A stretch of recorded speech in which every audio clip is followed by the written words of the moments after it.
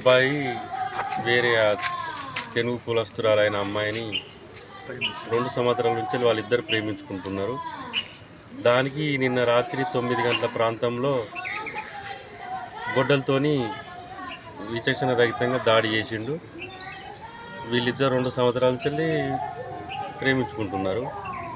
అయితే నిన్న మాకు తెలిసిన సమాచారం ప్రకారం మా అబ్బాయిది బర్త్డే, అమ్మాయి ఉన్న అబ్బాయి ఇద్దరు పోయి కేక్ కట్ చేసినాక మళ్ళీ ఈవినింగ్ టైంలో ఇక్కడ వాళ్ళు ఫ్రెండ్స్ ఇట్లా సెలబ్రేషన్ చేసుకుందామని ఆడ కూకున్నారు. బండి మీద వచ్చి దాడి చేసిండు.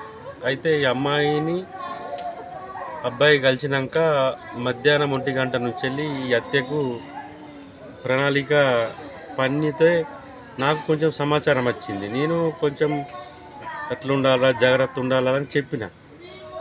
అయితే వీళ్ళు దాదాపు ఒక 10-15 మంది విలేజ్లో కెనాల్ పొంటి ఉన్న ఒక గుడిసెలో అక్కడ సమావేశమయ్యారు, తాగిర్రు.